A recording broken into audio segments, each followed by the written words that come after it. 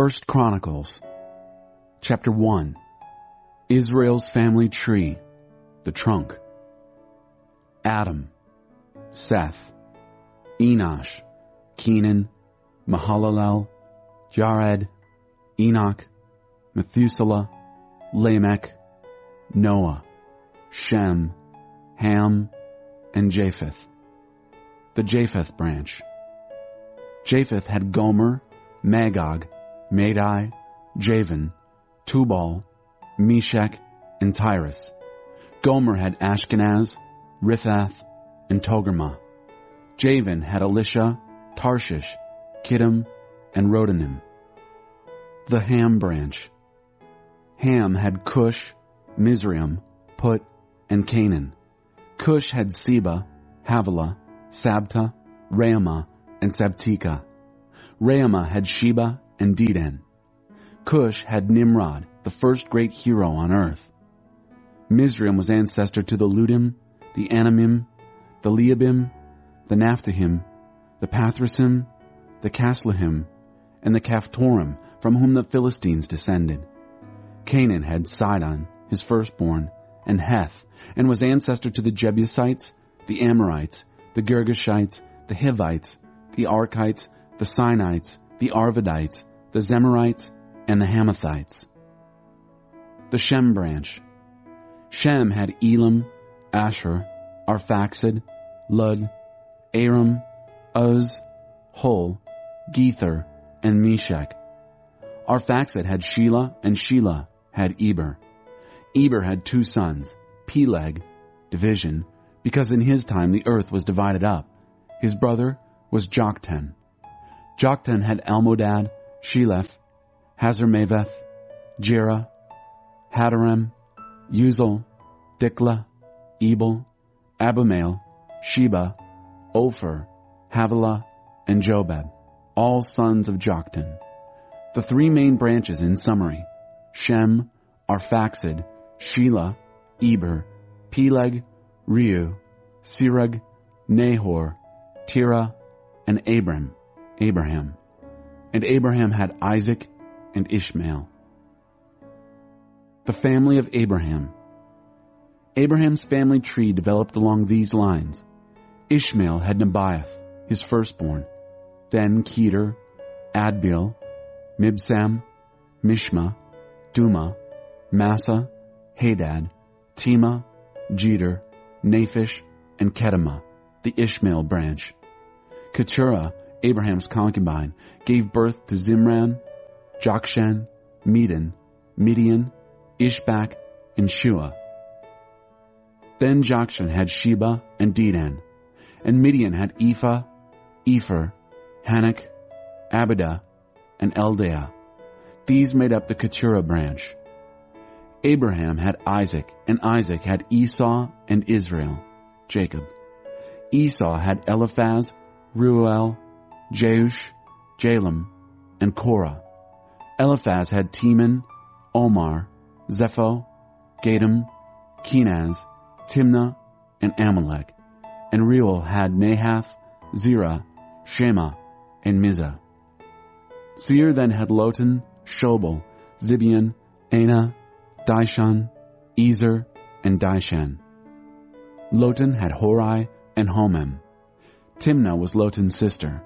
Shobal had Elian, Manahath, Ebal, Shepho, and Onam. Zibeon had Aiah and Anah. Anah had Dishon. Dishon had Hemdan, Eshban, Ithran, and Kiran. Ezer had Bilhan, Zaavan, and Achan. And Dishon had Uz and Aaron.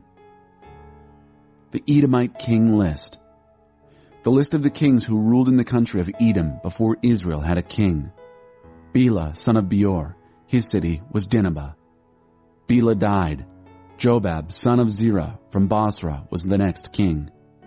Jobab died. Husham, from the country of the Temanites, was the next king. Husham died. Hadad, son of Bedad, who defeated Midian in the country of Moab, was the next king. His city was Avith. Hadad died. Samlah from Masrekah was the next king. Samlah died. Shaul from Rehoboth by the river was the next king. Shaul died. Baal-Hanan, son of Akbor, was the next king. Baal-Hanan died. Hadad was the next king. His city was Peu, and his wife was Mehetabel, daughter of Matred, the daughter of Mezaheb. Last of all, Hadad died. The chieftains of Edom after that were Chief Timnah, Chief Alva, Chief Jetheth, Chief Aholibamah, Chief Elah, Chief Pinon, Chief Kenaz, Chief Teman, Chief Mibsar, Chief Magdiel, and Chief Iram. These were the chieftains of Edom. Chapter 2. The family of Israel, Jacob. Israel's, that is Jacob's, sons: Reuben, Simeon, Levi, Judah, Issachar, Zebulun, Dan, Joseph, Benjamin, Naphtali, Gad, and Asher. Judah had Onan, and Shelah. Their mother was Bathshua the Canaanite. Judah's firstborn, was so bad before God that God killed him. Judah also had Perez and Zerah by his daughter-in-law Tamar, a total of 5 sons. Perez had Hezron and Hamil. Zerah had Zimri, Ethan, Heman, Calcol, and Darda, 5 sons. Carmi had Achar, who brought doom on Israel when he violated a holy ban. Ethan's son was Azariah, and Hezron had Jeremiel, Ram, and Chelubai. Ram had Amminadab, and Amminadab had Nahshon, a prominent leader in the Judah family. Nahshon had Salmon, and Salmon had Boaz. Boaz had Obed, and Obed had Jesse. Jesse's firstborn was Eliab, followed by Abinadab, Shemaiah, Nethanel, Radai, Ozem, and finally, David. David was the 7th. Their sisters were Zeruiah and Abigail.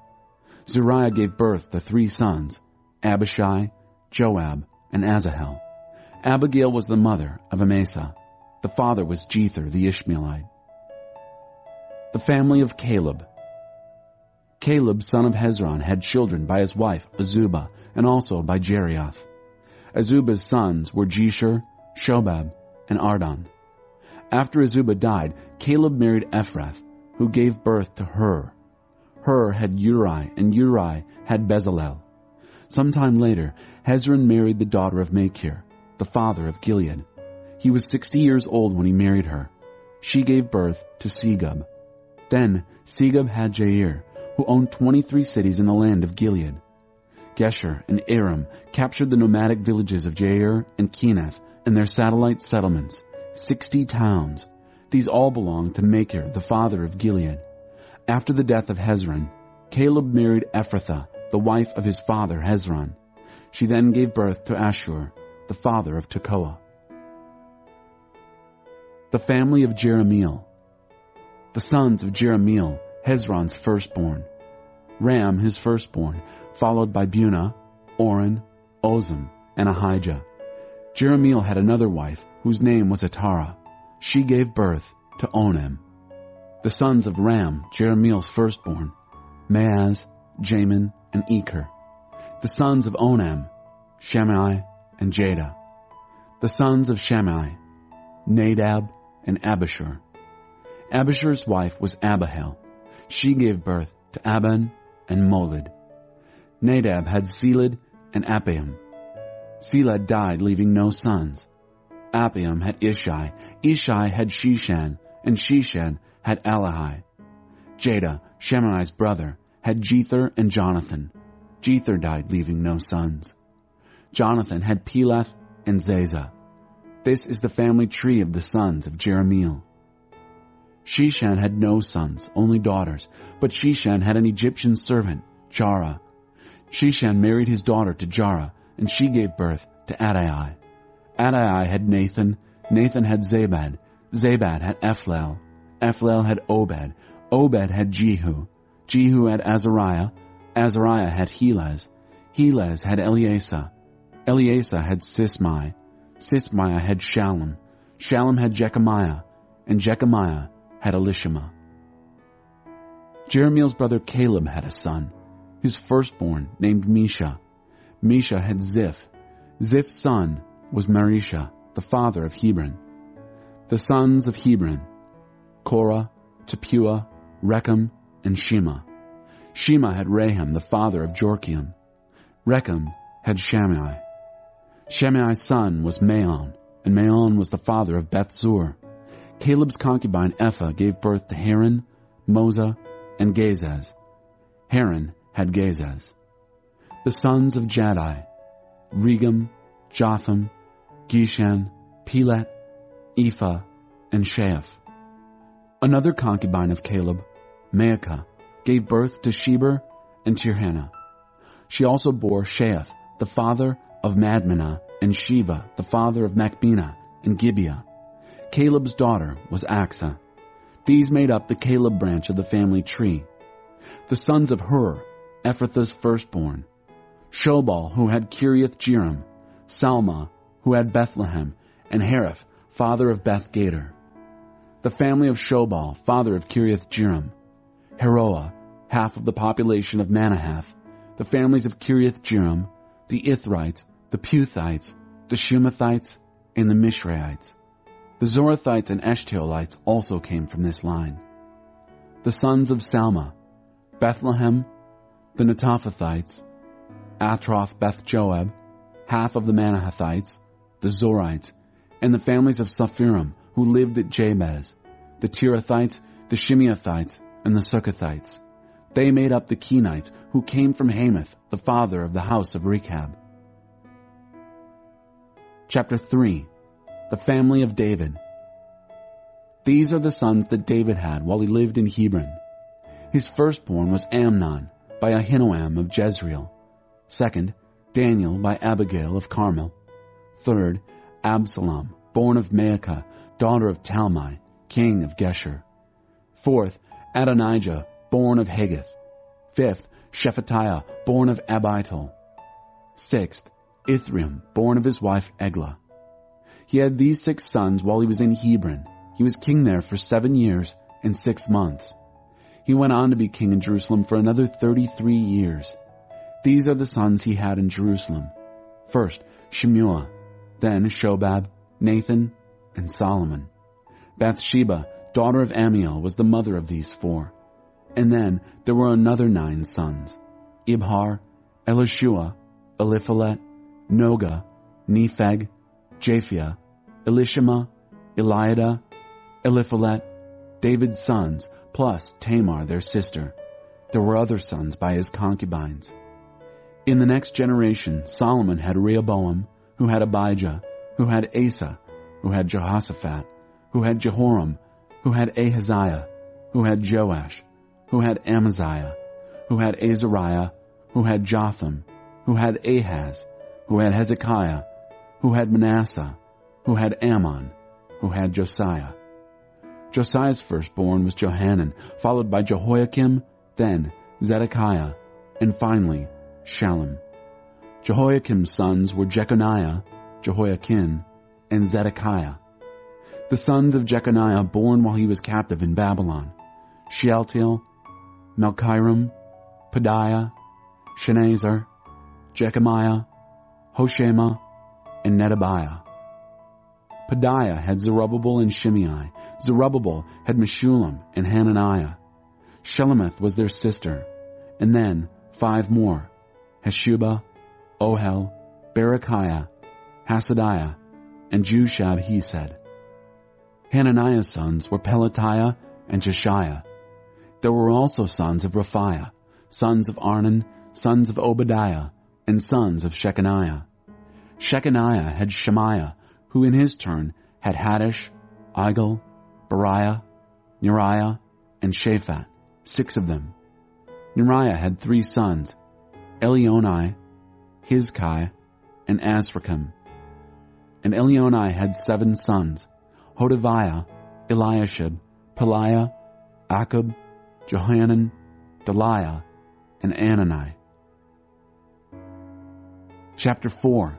An appendix to the family of Judah. Sons of Judah: Perez, Hezron, Carmi, Hur, and Shobal.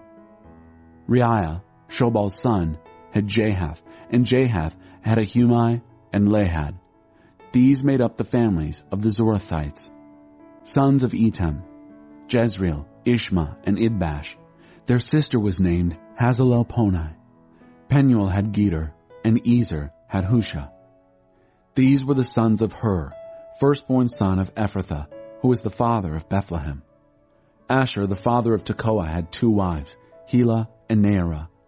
Naarah gave birth to Ahuzim, Hepher, Taminai, and Haahashtari, Naarah's children. Helah's sons were Zerath, Zohar, Ethnan, and Koz, who had Anab, Hazabibah, and the families of Aharlel, son of Haram. Jabez was a better man than his brothers, a man of honor. His mother had named him Jabez, oh the pain, saying, a painful birth, I bore him in great pain. Jabez prayed to the God of Israel, bless me, oh bless me, give me land, large tracts of land, and provide your personal protection. Don't let evil hurt me. God gave him what he asked. Caleb, Shua's brother, had Meher. Meher had Eshton. Eshton had Beth-Rapha, Paseah, and Tehinnah, who founded Ir-Nahash, city of smiths. These were known as the men of Rekah. The sons of Kenaz, Othniel and Sariah. The sons of Othniel, Hathath and Meonothai. Meonothai had Ophrah. Sariah had Joab, the founder of Geharashim, colony of artisans. The sons of Caleb, son of Jephunneh, Iru, Elah, and Naab. The son of Elah, Kenaz. The sons of Jehalalel, Ziph, Ziphah, Tiria, and Azarel. The sons of Ezra, Jether, Mered, Epher, and Jalon. One of Mered's wives, Pharaoh's daughter, Bethiah, gave birth to Miriam, Shammai, and Ishba, the father of Eshtemoa. His Judean wife gave birth to Jered, father of Gedor, Heber, father of Soko, and Jekuthiel, father of Zanoah. The sons of Hodiah's wife, Nahum's sister, the father of Keilah the Garmite, and Eshtemoa the Maacathite. The sons of Shimon, Amnon, Rinnah, Ben-Hanan, and Tilon. The sons of Ishai, Zohath, and Ben-Zohath. The sons of Shelah, son of Judah, the father of Lekah, Laadah, the father of Marisha, and the family of linen workers at Beth-Ashbea, Jocham, the men of Kozeba, and Joash and Seraph, who ruled in Moab, and Jeshubai-Lehem. These records are from very old traditions. They were the potters who lived at Netaim and Gedera, resident potters who worked for the king. The family of Simeon. The Simeon family tree. Nemuel, Jamin, Jerib, Zerah, and Shaul. Shaul had Shallum, Shallum had Mibsam, and Mibsam had Mishma. The sons of Mishma. Hamuel had Zachar, and Zachar had Shimei. Shimei had 16 sons and 6 daughters, but his brothers were not nearly as prolific and never became a large family like Judah. They lived in Beersheba, Moladah, Hazar Shaul, Bilhah, Ezem, Tolad, Bethuel, Hormah, Ziklag, Beth Markaboth, Hazar Susam, Beth Birai, and Shearaim. They lived in these towns until David became king. Other settlements in the vicinity were the 5 towns of Edom, Ain, Rimmon, Token, and Ashan, and all the villages around these towns as far as Baalath. These were their settlements, and they kept good family records. Meshabab, Jamelech, Josha, the son of Amaziah, Joel, Jehu, the son of Joshabiah, the son of Sariah, the son of Asiel, Elionai, Jacoba, Jeshoiah, Asaiah, Adiel, Jesamiel, Benaiah, and Ziza, the son of Shiphi, the son of Alon, the son of Jediah, the son of Shimri, the son of Shemaiah. All these were the leaders in their families. They prospered and increased in numbers, so that they had to go as far as Gerar, to the east of the valley, looking for pasture for their flocks. And they found it. Lush pasture, lots of elbow room, peaceful and quiet. Some Hamites had lived there in former times. But the men in these family trees came when Hezekiah was king of Judah and attacked the Hamites, tearing down their tents and houses. There was nothing left of them, as you can see today. Then they moved in and took over because of the great pasture land. 500 of these Simeonites went on and invaded the hill country of Seir, led by Pelatiah, Neriah, Raphiah, and Uzziel, the sons of Ishi. They killed all the escaped Amalekites who were still around, and they still live there. Chapter 5. The family of Reuben. The family of Reuben, the firstborn of Israel. Though Reuben was Israel's firstborn, after he slept with his father's concubine, a defiling act, his rights as the firstborn were passed on to the sons of Joseph, son of Israel. He lost his firstborn place in the family tree. And even though Judah became the strongest of his brothers, and King David eventually came from that family, the firstborn rights stayed with Joseph. The sons of Reuben, firstborn of Israel: Hanok, Palu, Hezron, and Carmi. The descendants of Joel: Shemaiah, his son; Gog, his son; Shimei, his son; Micah, his son; Reiah, his son; Baal, his son; and Beerah, his son, whom Tiglath-Pileser, king of Assyria, took into exile. Beerah was the prince of the Reubenites. Beerah's brothers are listed in the family tree by families. First, Jeiel, followed by Zechariah, then Bela, son of Azaz, the son of Shema, the son of Joel. Joel lived in the area from Aroer to Nebo and Baal-Meon. His family occupied the land up to the edge of the desert that goes all the way to the Euphrates River, since their growing herds of livestock spilled out of Gilead. During Saul's reign, they fought and defeated the Hagrites. They then took over their tents and lived in them on the eastern frontier of Gilead. The family of Gad were their neighbors in Bashan, as far as Salakah. Joel was the chief, Shaphan the second in command, and then Janai, the judge in Bashan. Their brothers by families were Michael, Meshullam, Sheba, Jorai, Jachin, Zaiah, and Eber, 7 in all. These were the sons of Abihail, son of Huri, the son of Jeroah, the son of Gilead, the son of Michael, the son of Jeshashai, the son of Jado, the son of Buz. Ahai, son of Abdiel, the son of Guni, was head of their family. The family of Gad lived in Gilead and Bashan, including the outlying villages and extending as far as the pastures of Sharon. They were all written into the official family tree during the reigns of Jotham, king of Judah, and Jeroboam, king of Israel. The families of Reuben, Gad, and the half-tribe of Manasseh had 44,760 men trained for war, physically fit and skilled in handling shield, sword, and bow. They fought against the Hagrites, Jeter, Naphish, and Nodab. God helped them as they fought. God handed the Hagrites and all their allies over to them because they cried out to him during the battle. God answered their prayers because they trusted him. They plundered the Hagrite herds and flocks, 50,000 camels, 250,000 sheep, and 2,000 donkeys. They also captured 100,000 people. Many were killed because the battle was God's. They lived in that country until the exile. The half-tribe of Manasseh had a large population. They occupied the land from Bashan to Baal-Hermon, that is, to Sinir, Mount Hermon. The heads of their families were Epher, Ishi, Eliel, Azriel, Jeremiah, Hodaviah, and Jadiel, brave warriors, famous, and heads of their families. But they were not faithful to the God of their ancestors.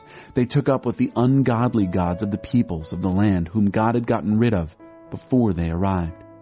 So the God of Israel stirred up the spirit of Pul, king of Assyria, Tiglath-Pileser, king of Assyria, to take the families of Reuben, Gad, and the half-tribe of Manasseh into exile.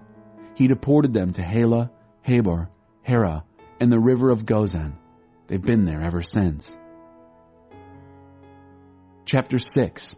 The family of Levi. The sons of Levi were Gershon, Kohath, and Merari. The sons of Kohath were Amram, Izhar, Hebron, and Uzziel. The children of Amram were Aaron, Moses, and Miriam. The sons of Aaron were Nadab, Abihu, Eleazar, and Ithamar. Eleazar had Phinehas, Phinehas had Abishua. Abishua had Buckai. Buckai had Uzai. Uzai had Zerahiah.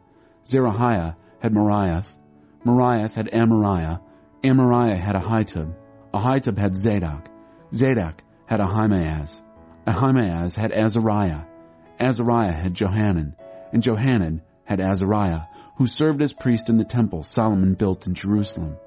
Azariah had Amariah. Amariah had Ahitub. Ahitub had Zadok. Zadok had Shallum. Shallum had Hilkiah. Hilkiah had Azariah. Azariah had Sariah. And Sariah had Jehozadak. Jehozadak went off to exile when God used Nebuchadnezzar to take Judah and Jerusalem into exile. The sons of Levi were Gershon, Kohath, and Merari. These are the names of the sons of Gershon: Libni and Shimei. The sons of Kohath were Amram, Izhar, Hebron, and Uzziel. The sons of Merari were Mahli and Mushi. These are the Levitical clans according to families. The sons of Gershon were Libni his son, Jehath his son, Zimna his son, Joah his son, Iddo his son, Zerah his son, and Jeatherai his son. The sons of Kohath were Aminadab his son, Korah his son, Asir his son, Elkanah his son, Ebiasaph his son, Aser his son, Tahath his son, Uriel his son, Uzziah his son, and Shaul his son. The sons of Elkanah were Amasai and Ahimoth. Elkanah his son, Zophah his son, Nahath his son, Eliab his son, Jeroham his son, and Elkanah his son. The sons of Samuel were Joel his firstborn son, and Abijah his second. The sons of Merari were Mahli, Libni his son, Shimei his son, Uzzah his son, Shimei his son, Haggiah his son, and Azariah his son. David's worship leaders. These are the persons David appointed to lead the singing in the house of God after the chest was placed there. They were the ministers of music in the place of worship, which was the tent of meeting, until Solomon built the temple of God in Jerusalem. As they carried out their work, they followed the instructions given to them. These are the persons, together with their sons, who served by preparing for and directing worship. From the family of the Kohathites was Heman, the choir master, the son of Joel, the son of Samuel, the son of Elkanah, the son of Jeroham, the son of Eliel, the son of Toah, the son of Zuph, the son of Elkanah, the son of Mahath, the son of Amasai, the son of Elkanah, the son of Joel, the son of Azariah, the son of Zephaniah, the son of Tahath, the son of Asir, the son of Ebiasaph, the son of Korah, the son of Izhar, the son of Kohath, the son of Levi, the son of Israel. Heman's associate Asaph stood at his right hand. Asaph was the son of Berechiah, the son of Shimei, the son of Michael, the son of Baasiah, the son of Melchijah, the son of Ethni, the son of Zerah, the son of Adai, the son of Ethan, the son of Zimmah, the son of Shimei, the son of Jahath, the son of Gershon, the son of Levi. Of the sons of Merari, the associates who stood at his left hand was Ethan, the son of Kishi, the son of Abdi, the son of Malluch, the son of Hashabiah, the son of Amasiah, the son of Hilkiah, the son of Amzai, the son of Bani, the son of Shemer, the son of Mahli, the son of Mushi, the son of Merari, the son of Levi. The rest of the Levites were assigned to all the other work in the place of worship, the house of God. Aaron and his sons offered the sacrifices on the altar of burnt offering and the altar of incense. They were in charge of all the work surrounding the Holy of Holies. They made atonement for Israel following the instructions commanded by Moses, servant of God. These are the sons of Aaron: Eleazar his son, Phinehas his son, Abishua his son, Buckai his son, Uzziah his son, Zariah his son, Moriah his son, Amariah his son, Ahitub his son, Zadok his son, and Ahimaaz his son. The priestly cities. And these are the places where the priestly families were assigned to live. The first assignment went by lot to the sons of Aaron of the Kohathite family. They were given Hebron in the land of Judah and all the neighboring pastures. Caleb, the son of Jephunneh, got the fields and villages around the city. The family of Aaron was also given the cities of refuge, with pastures included: Hebron, Libnah, Jatir, Eshtemoa, Hilan, Deber, Ashan, and Beth-Shemesh. They were also given Geba from the tribe of Benjamin, Elameth, and Anathoth, all with pastures included. In all, 13 cities were distributed among the Kohathite families. The rest of the Kohathites were given another 10 cities, distributed by lot from the half-tribe of Manasseh. The sons of Gershon were given, family by family, 13 cities from the tribes of Issachar, Asher, Naphtali, and Manasseh in Bashan. The sons of Merari, family by family, were assigned by lot 12 cities from the tribes of Reuben, Gad, and Zebulun. The sons of Israel gave the Levites both the cities and their pastures. They also distributed by lot cities from the tribes of Judah, Simeon, and Benjamin.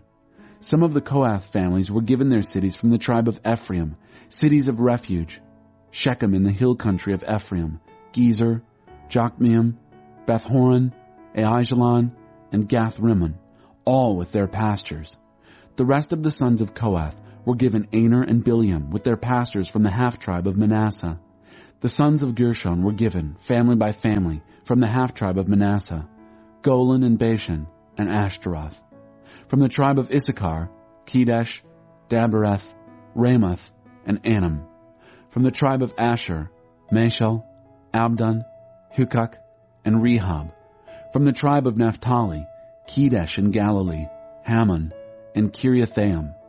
The rest of the sons of Merari got Ramono and Tabor from the tribe of Zebulun, Bezer in the desert, Jaza, Kedemoth, and Mephaath from the tribe of Reuben to the east of the Jordan, and Ramoth in Gilead, Mahanaim, Heshbon, and Jazer from the tribe of Gad. Pastors were included in all these towns. Chapter 7. The family of Issachar.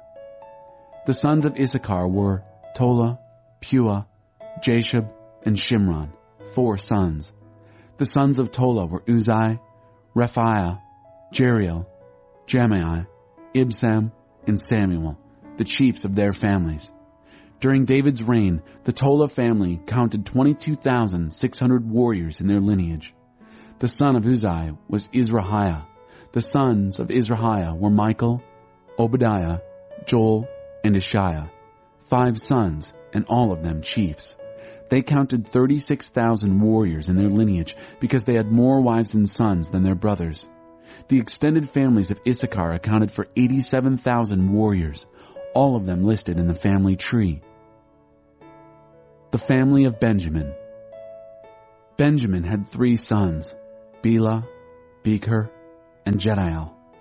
Bela had 5, Esbon, Uzai, Uzziel, Jeremoth, and Eri, all of them chiefs and warriors. They counted 22,034 names in their family tree. Becher's sons were Zemarah, Joash, Eleazar, Elionai, Omri, Jeremoth, Abijah, Anathoth, and Elameth. Through these chiefs, their family tree listed 20,200 warriors. Jediel's son was Bilhan, and the sons of Bilhan were Jeush, Benjamin, Ehud, Canaanah, Zethan, Tarshish, and Ahishahar, all sons of Jediel and family chiefs. They counted 17,200 combat-ready warriors. Shuppim and Huppim were the sons of Hushim were from the family of Aher. The family of Naphtali. The sons of Naphtali were Jaziel, Guni, Jezer, and Shallum. They are listed under the maternal line of Bilhah, their grandfather's concubine. The family of Manasseh. Manasseh's sons, born of his Aramean concubine, were Asriel and Maker, the father of Gilead. Maker got his wife from the Huppites and Shuppites. Her sister's name was Maacah. Another son, Zelophehad, had only daughters. Maker's wife Maacah bore a son whom she named Peresh. His brother's name was Sheresh, and his sons were Ulam and Rakem. Ulam's son was Bedan. This accounts for the sons of Gilead, son of Machir, the son of Manasseh. His sister, Hameleketh, gave birth to Ishtod, Abiezer, and Mela. The sons of Shemida were Ahian, Shechem, Likhi, and Aniam. The family of Ephraim. The sons of Ephraim were Shuthelah, Bered his son, Tahath his son, Eliada his son, Tahath his son, Zabad his son, Shuthelah his son, and Ezer and Eliad, cattle rustlers, killed on one of their raids by the natives of Gath. Their father Ephraim grieved a long time, and his family gathered to give him comfort. Then he slept with his wife again. She conceived and produced a son. He named him Beriah, unlucky, because of the bad luck that had come to his family. His daughter was Shirah. She built Lower and Upper Beth Horon, and Uzan Shirah. Repha was Ephraim's son, and also Resheph. Tela was his son, Tahan his son, Ladan his son, Ammihud his son, Elishama his son, Nun his son, and Joshua his son.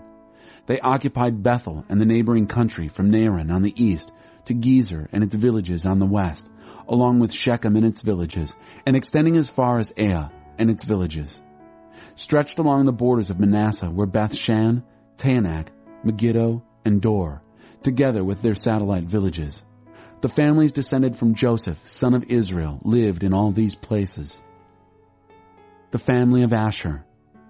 The sons of Asher were Imnah, Ishva, Ishvi, and Beriah. Sirah was their sister. The sons of Beriah were Heber and Malchiel, who had Berzaeth. Heber had Japhlet, Shomer, Hotham, and Shua their sister. Japhlet had Pesach, Bimhal, and Ashvath. His brother Shomer had Roga, Huba, and Aram. His brother Helam had Zophah, Imnah, Shelash, and Amal. Zophah had Sua, Harnepher, Shaul, Beri, Imrah, Bezer, Had, Shema, Shilsha, Ithran, and Bera. Jether had Jephunneh, Pispa, and Era. Olah had Era, Haniel, and Riziah. These were Asher's sons, all of them responsible, excellent in character, and brave in battle, good leaders. They listed 26,000 combat-ready men in their family tree. Chapter 8. The family of Benjamin, continued. Benjamin's firstborn son was Bela, followed by Ashbel, Ahira, Noah, and Rapha, 5 in all. Bela's sons were Adar, Gera, Abihud, Abishua, Naaman, Ahoah, Gera, Shephupan, and Huram. These are the families of Ehud that lived in Geba and were exiled to Manahath. Naaman, Ahijah, and Gera, who led them to exile and had Uzzah and Ahiad. In the land of Moab, Shearam had children after he divorced his wives Husham and Beerah. From his new wife Hodesh, he had Jobab, Zibiah, Mesha, Malcolm, Jeuz, Sakiah, and Mirma, sons who became heads of families. From his earlier wife Husham, he had Abitub and Elpaal. Elpaal's sons were Eber, Misham, and Shemed, who built Ono and Lod with all their villages. Beriah and Shema were family chiefs who lived at Aijalon. They drove out the citizens of Gath. Their brothers were Shashak and Jeremoth. The sons of Beriah were Zebediah, Arad, Eder, Michael, Ishpa, and Joah. The sons of Elpaal were Zebediah, Meshullam, Hizkai, Heber, Ishmerai, Isliah, and Jobab. The sons of Shimei were Jachim, Zichri, Zabdi, Eliani, Zilithai, Eliel, Adiah, Beriah, and Shimrath. The sons of Shashak were Ishpan, Eber, Eliel, Abdon, Zichri, Hanan, Hananiah, Elam, Anthothijah, Iftai, and Penuel. The sons of Jeroam were Shamsherai, Shahariah, Athaliah, Jehoshaphat, Elijah, and Zichri. These were the chiefs of the families as listed in their family tree. They lived in Jerusalem. Jael, the father of Gibeon, lived in Gibeon. His wife's name was Maacah. Abdon was his firstborn son, followed by Zur, Kish, Baal, Nadab, Gedor, Ahio, Zecher, and Mikloth. Mikloth had Shimei. They lived in the neighborhood of their extended families in Jerusalem. Ner had Kish. Kish had Saul, and Saul had Jonathan, Malchishua, Abinadab, and Eshbaal. Jonathan had Merib-Baal, and Merib-Baal had Micah. Micah's sons were Pithon, Melech, Teriah, and Ahaz. Ahaz had Jehoiada, and Jehoiada had Elameth, Asmaaveth, and Zimri. Zimri had Moza, and Moza had Benaiah. Rapha was his son, Eleasah his son, and Azel his son. Azel had 6 sons named Azrikam, Bokeru, Ishmael, Shariah, Obadiah, and Hanan.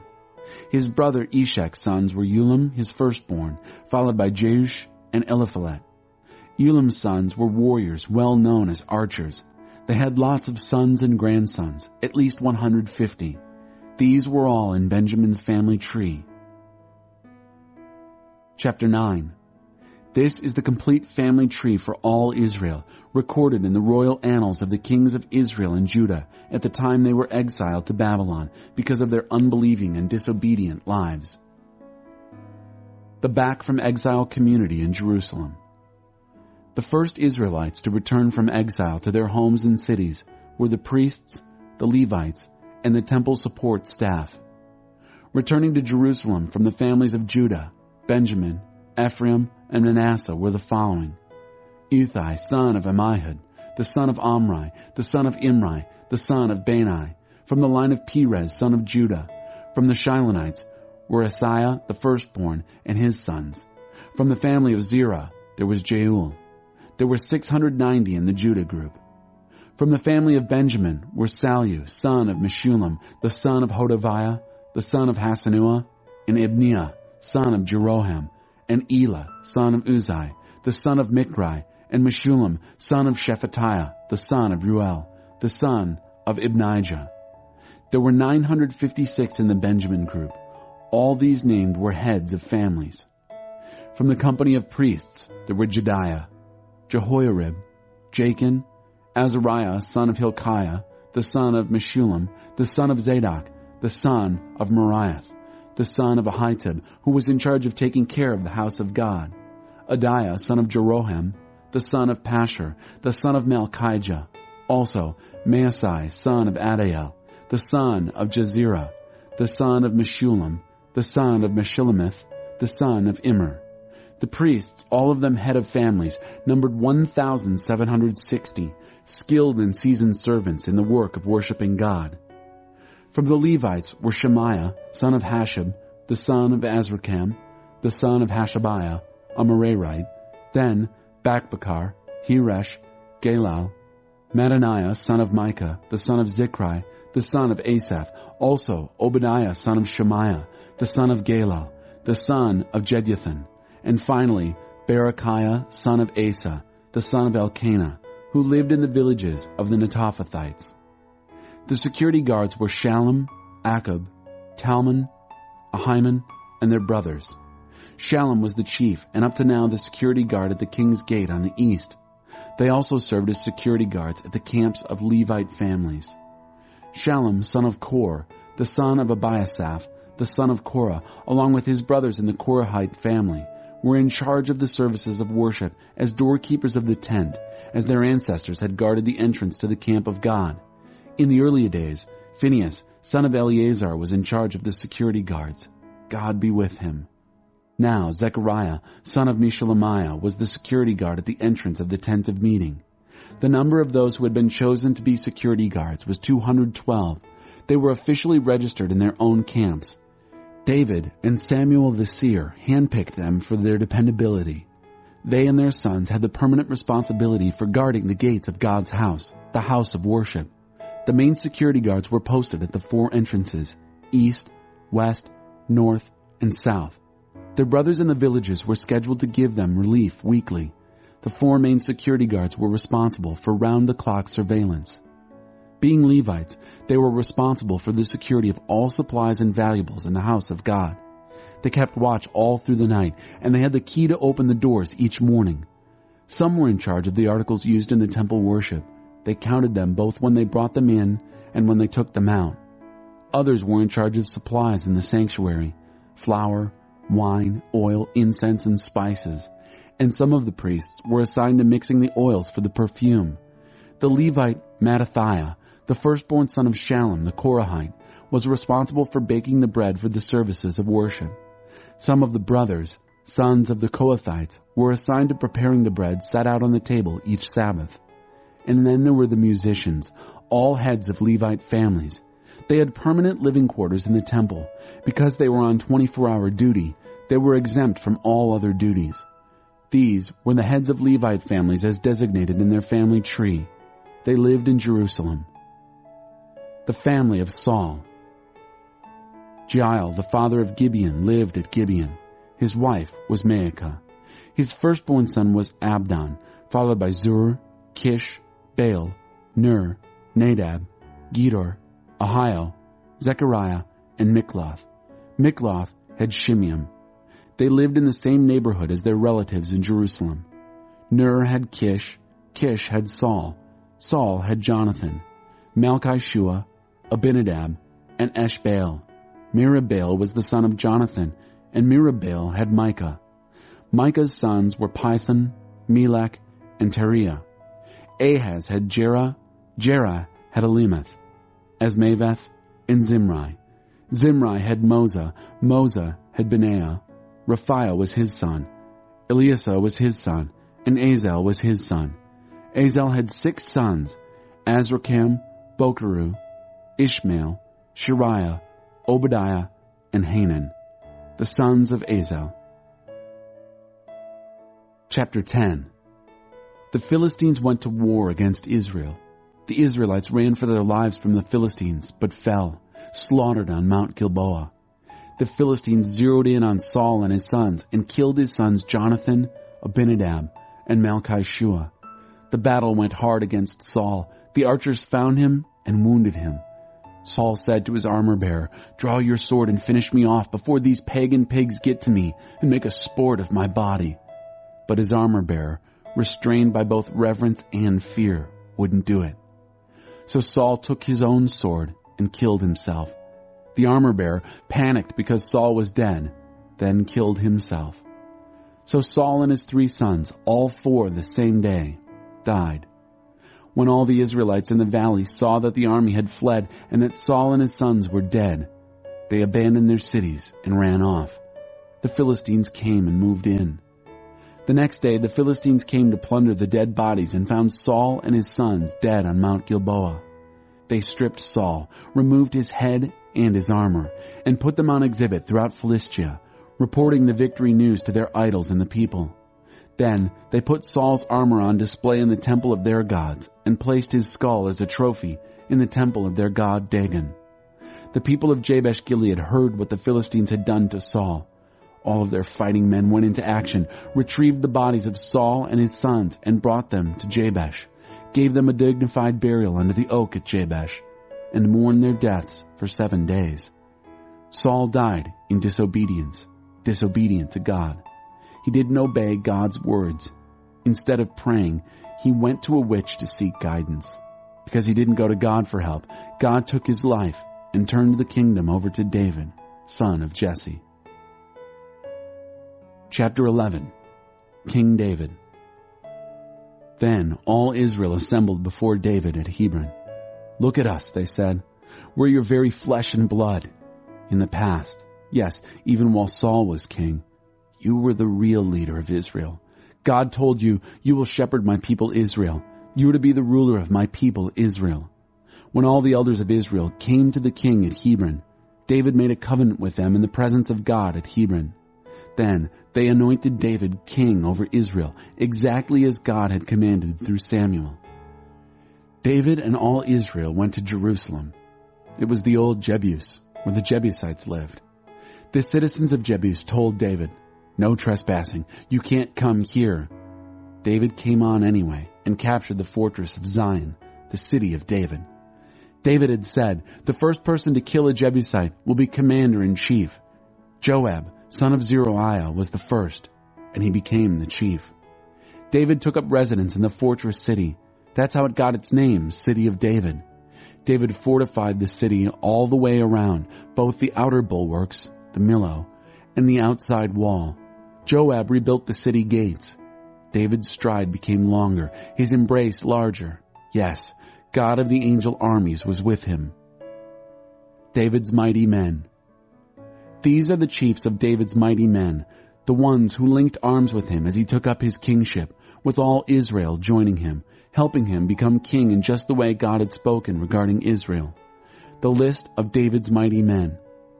Jashobeam, son of Hachmoni, was chief of the 30. Single-handedly, he killed 300 men, killed them all in one skirmish. Next was Eleazar, son of Dodai, the Ahohite, one of the big three of the mighty men.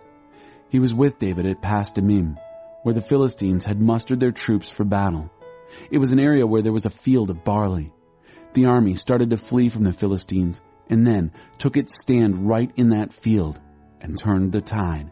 They slaughtered the Philistines, God helping them, a huge victory.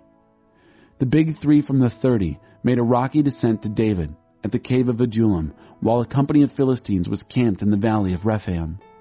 David was holed up in the cave while the Philistines were prepared for battle at Bethlehem. David had a sudden craving. What I wouldn't give for a drink of water from the well in Bethlehem, the one at the gate. The three penetrated the Philistine camp, drew water from the well at the Bethlehem gate, shouldered it, and brought it to David. And then David wouldn't drink it. He poured it out as a sacred offering to God, saying, I'd rather be damned by God than drink this. It would be like drinking the lifeblood of these men. They risked their lives to bring it. So he refused to drink it. These are the kinds of things that the big three of the mighty men did. Abishai, brother of Joab, was the chief of the 30. Single-handedly, he fought 300 men and killed the lot. But he never made it into the circle of the three. He was highly honored by the 30. He was their chief. Still, he didn't measure up to the three. Benaiah, son of Jehoiada, was a mighty man from Kabzeel, with many exploits to his credit. He killed 2 famous Moabites. He climbed down into a pit and killed a lion on a snowy day. And he killed an Egyptian, a giant, 7.5 feet tall. The Egyptian had a spear like a ship's boom, but Benaiah went at him with a mere club, tore the spear from the Egyptian's hand, and killed him with it. These are some of the things Benaiah, son of Jehoiada, did. But he was never included with the three. He was highly honored among the 30, but didn't measure up to the three. David put him in charge of his personal bodyguard. The mighty men of the military were Asahel, brother of Joab, Elhanan, son of Dodo of Bethlehem, Shemath the Hararite, Helez the Pelonite, Ira, son of Ikesh the Tekoite, Abiezer the Anathothite, Sibbecai the Hushathite, Eliai the Ahohite, Maharai the Netophathite, Heled son of Baanai the Netophathite, Ithai son of Ribai from Gibeah of the Benjaminite, Benaiah the Pirathonite, Hurai from the ravines of Gash, Abiel the Arbathite, Esmaveth the Baharamite, Eliabah the Shaalbanite, the sons of Hashem the Gizonite, Jonathan son of Shagi the Hararite, Ahiam son of Sakar the Haranite, Eliphel son of Hefer the Mekerathite, Ahijah the Pelonite, Hezro the Carmelite, Neri son of Ezbai,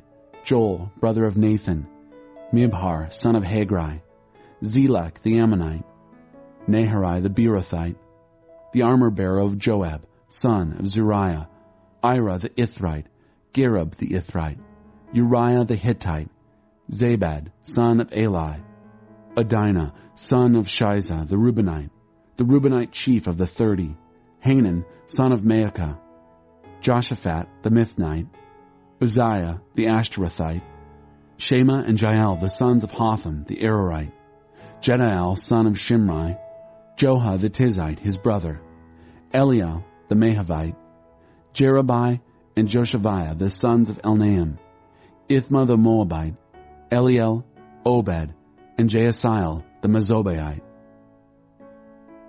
Chapter 12. These are the men who joined David in Ziklag. It was during the time he was banished by Saul, the son of Kish. They were among the mighty men, good fighters. They were armed with bows and could sling stones and shoot arrows either right or left-handed. They hailed from Saul's tribe, Benjamin. The first was Ahiezer, then Joash, son of Shemaiah, the Gibeathite, Jeziel and Pelet, the sons of Asmaveth, Berekah, Jehu the Anathothite, Ishmaiah the Gibeonite, a mighty man among the 30, a leader of the 30, Jeremiah, Jahaziel, Johanan, Jozabad the Gederathite, Elizai, Jeremoth, Bealiah, Shemariah, Shephatiah the Horophite, Elkanah, Isaiah, Azarel, Joezer, Jashobeam, the Korahites, and Joelah and Zebediah, the sons of Jeroham from Geder. There were some Gadites there who had defected to David at his wilderness fortress. They were seasoned and eager fighters who knew how to handle shield and spear. They were wild in appearance, like lions, but as agile as gazelles racing across the hills. Ezer was the first, then Obadiah, Eliab, Mishmannah, Jeremiah, Adai, Eliel, Johanan, Elzabad, Jeremiah, and Machbani, 11 of them. These Gadites were the cream of the crop. Any one of them was worth 100 lesser men, and the best of them were worth 1,000. They were the ones who crossed the Jordan when it was at flood stage in the first month, and put everyone in the lowlands to flight, both east and west. There were also men from the tribes of Benjamin and Judah who joined David in his wilderness fortress. When David went out to meet them, this is what he said: "If you have come in peace and to help me, you are most welcome to join this company. But if you have come to betray me to my enemies, innocent as I am, the God of our ancestors will see through you and bring judgment on you." Just then, Amasai, chief of the 30, moved by God's Spirit, said, "We're on your side, O David. We're committed, O son of Jesse. All is well. Yes, all is well with you, and all is well with whoever helps you. Yes, for your God has helped and does help you." So David took them on and assigned them a place under the chiefs of the raiders. Some from the tribe of Manasseh also defected to David when he started out with the Philistines to go to war against Saul. In the end, they didn't actually fight because the Philistine leaders, after talking it over, sent them home, saying, "We can't trust them with our lives. They'll betray us to their master, Saul." The men from Manasseh who defected to David at Ziklag were Adnah, Jozabad, Jediel, Michael, Jozabad, Elihu, and Zilithai, all leaders among the families of Manasseh. They helped David in his raids against the desert bandits. They were all stalwart fighters and good leaders among his raiders. Hardly a day went by without men showing up to help. It wasn't long before his band seemed as large as God's own army.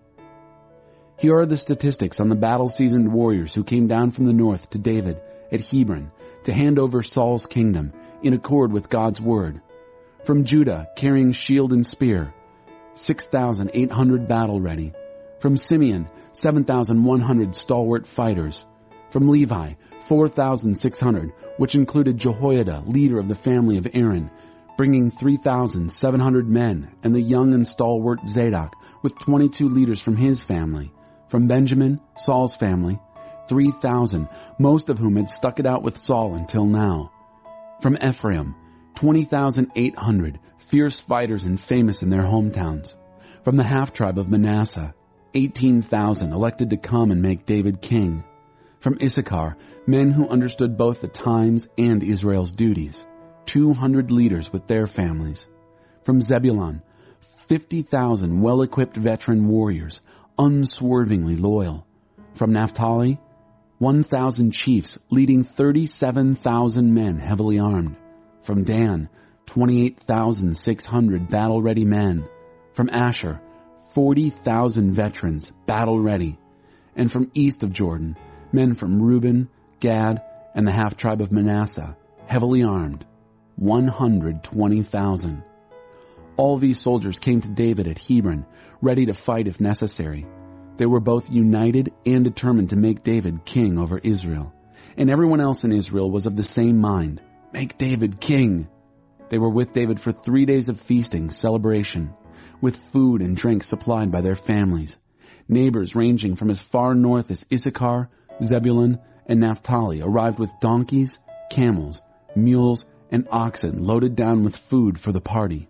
Flour, fig cakes, raisin cakes, wine, oil, cattle, and sheep. Joy in Israel. Chapter 13. David goes to get the chest of God.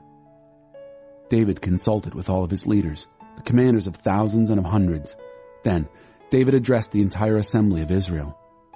If it seems right to you, and it is God's will, let's invite all our relatives wherever they are throughout Israel, along with their relatives, including their priests and Levites from their cities and surrounding pastures, to join us. And let's bring the chest of our God back, the chest that was out of sight, out of mind during the days of Saul.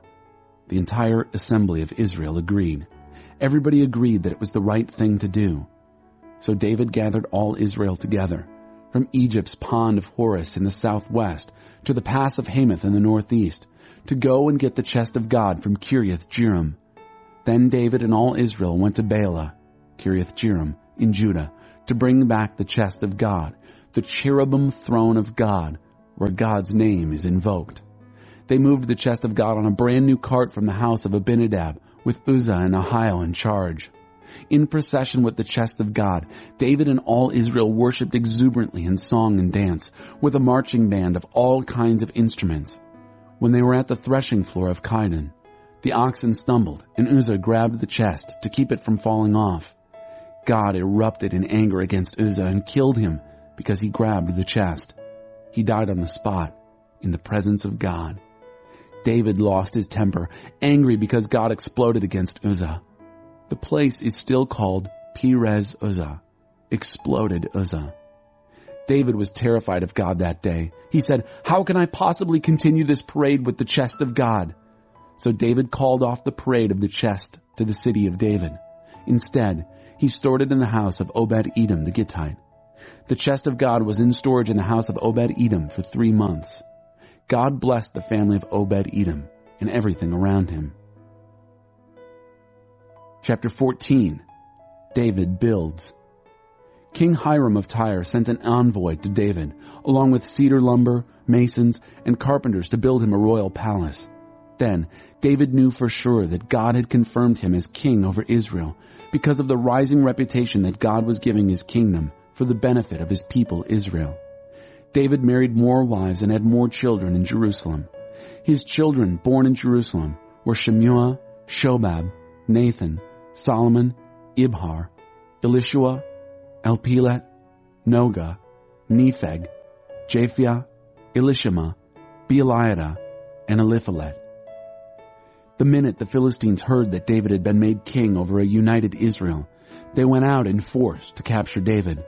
When David got the report, he marched out to confront them. On their way, the Philistines stopped off to plunder the valley of Rephaim. David prayed to God, "Is this the right time to attack the Philistines? Will you give me the victory?" God answered, "Attack. I'll give you the victory." David attacked at Baal-perazim and slaughtered them. David said, "God exploded my enemies as water explodes from a burst pipe." That's how the place got its name, Baal-perazim, Baal explosion. The Philistines left their gods behind, and David ordered that they be burned up. And then the Philistines were back at it again, plundering in the valley. David again prayed to God. God answered, "This time, don't attack head on. Circle around and come at them out of the balsam grove. When you hear a sound like shuffling feet in the tops of the balsams, attack. God will be 2 steps ahead of you, slaughtering the Philistines." David did exactly as God commanded, slaughtering Philistines all the way from Gibeon to Gezer. David was soon famous all over the place, far and near, and God put the fear of God into the godless nations. Chapter 15. David worships. After David built houses for himself in the city of David, he cleared a place for the chest and pitched a tent for it. Then David gave orders. No one carries the chest of God except the Levites. God designated them and them only to carry the chest of God and be available full time for service in the work of worship. David then called everyone in Israel to assemble in Jerusalem to bring up the chest of God to its specially prepared place. David also called in the family of Aaron and the Levites. From the family of Kohath, Uriah the head with 120 relatives. From the family of Merari, Isaiah the head with 220 relatives. From the family of Gershon, Joel the head with 130 relatives. From the family of Elizaphan, Shemaiah the head with 200 relatives. From the family of Hebron, Eliel the head with 80 relatives. From the family of Uzziel, Aminadab the head with 112 relatives. Then David called in Zadok and Abiathar the priests, and Uriah, Asaiah, Joel, Shemaiah, Eliel, and Aminadab the Levites. He said, "You are responsible for the Levitical families. Now consecrate yourselves, both you and your relatives, and bring up the chest of the God of Israel to the place I have set aside for it. The first time we did this, you Levites did not carry it properly, and God exploded in anger at us because we didn't make proper preparation and follow instructions. So the priests and Levites consecrated themselves to bring up the chest of the God of Israel. The Levites carried the chest of God exactly as Moses, instructed by God, commanded, carried it with poles on their shoulders, careful not to touch it with their hands. David ordered the heads of the Levites to assign their relatives to sing in the choir, accompanied by a well-equipped marching band, and fill the air with joyful sound. The Levites assigned Heman, son of Joel, and from his family, Asaph, son of Berechiah, then Ethan, son of Cushiah from the family of Merari, and after them in the second rank their brothers, Zechariah, Jaaziel, Shemiramoth, Jehiel, Unai, Eliab, Benaiah, Maaseiah, Mattathiah, Eliphelehu, Micaniah, Obed-Edom, and Jehiel as security guards. The members of the choir and marching band were Heman, Asaph, and Ethan with bronze cymbals, Zechariah, Azael, Shemiramoth, Jehiel, Unai, Eliab, Maaseiah, and Benaiah with lyres carrying the melody, Mattathiah, Eliphelehu, Micaniah, Obed-Edom, Jehiel, and Azaziah with harps filling in the harmony. Kenaniah, the Levite in charge of music, a very gifted musician, was music director. Berechiah and Elkanah were porters for the chest. The priests Shebaniah, Joshaphat, Nethanel, Amasai, Zechariah, Benaiah, and Eleazar blew the trumpets before the chest of God. Obed-Edom and Jehiel were also porters for the chest. Now they were ready. David, the elders of Israel, and the commanders of thousands started out to get the chest of the covenant of God and bring it up from the house of Obed-Edom.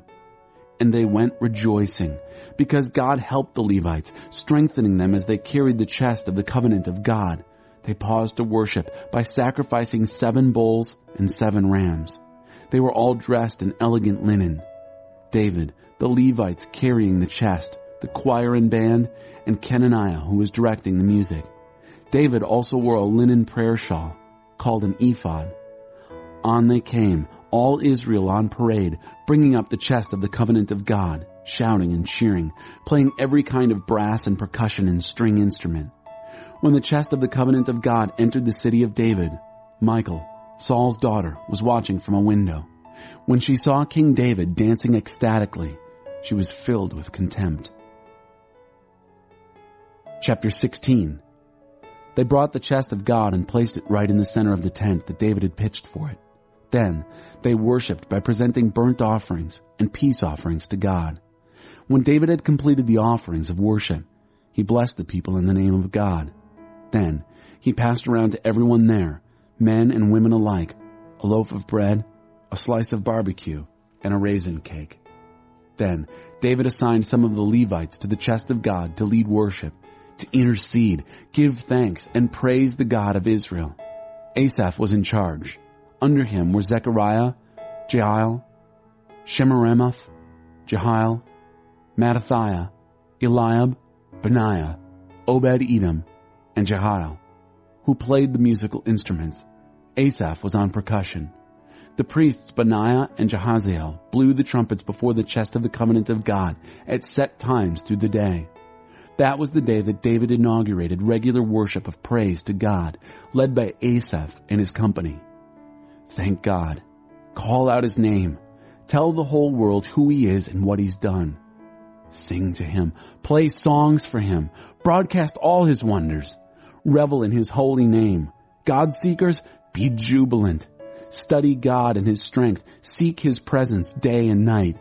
Remember all the wonders he performed, the miracles and judgments that came out of his mouth. Seed of Israel, his servant. Children of Jacob, his first choice. He is God, our God. Wherever you go, you come on his judgments and decisions. He keeps his commitments across thousands of generations. The covenant he commanded.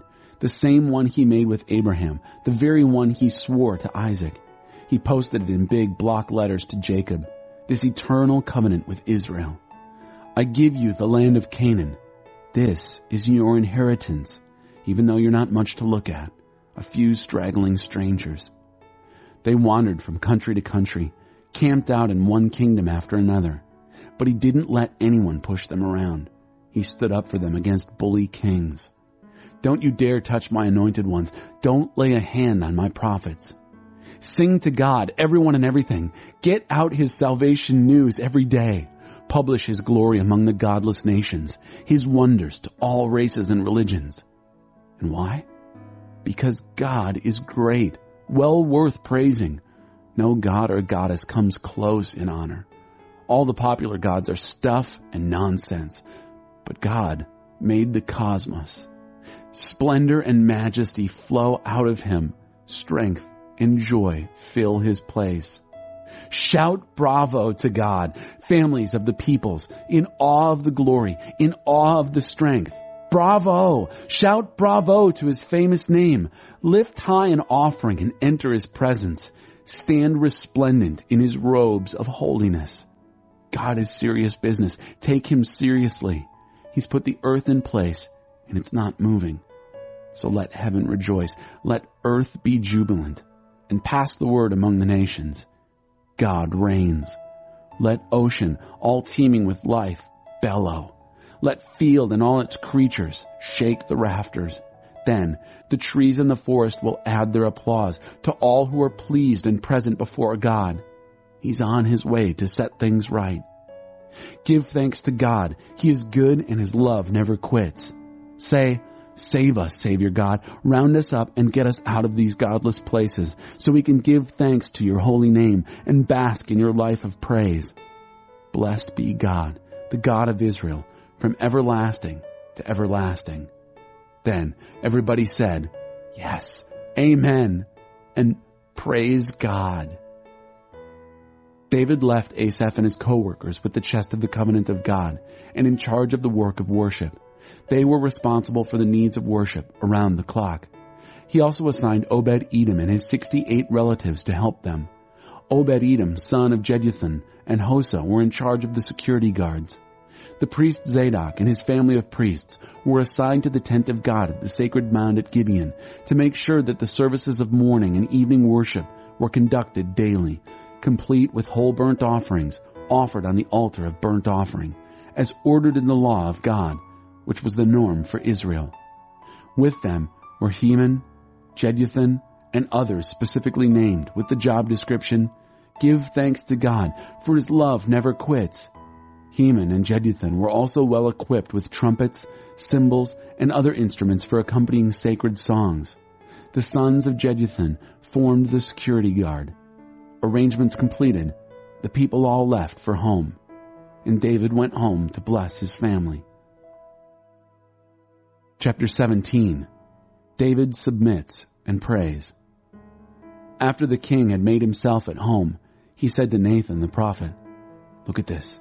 Here I am comfortable in a luxurious palace of cedar, and the chest of the covenant of God sits under a tent."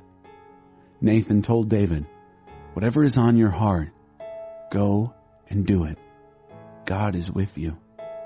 But that night, the word of God came to Nathan, saying, "Go and tell my servant David, This is God's word on the matter. You will not build me a house to live in. Why, I haven't lived in a house from the time I brought up the children of Israel from Egypt till now. I've gone from one tent and makeshift shelter to another. In all my travels with all Israel, did I ever say to any of the leaders I commanded to shepherd Israel, why haven't you built me a house of cedar? So here is what you are to tell my servant David. The God of the angel armies has this word for you. I took you from the pasture, tagging after sheep, and made you prince over my people Israel. I was with you everywhere you went and mowed your enemies down before you. And now I'm about to make you famous, ranked with the great names on earth. I'm going to set aside a place for my people Israel and plant them there so they'll have their own home and not be knocked around anymore. Nor will evil nations afflict them as they always have, even during the days I set judges over my people Israel. And finally, I'm going to conquer all your enemies.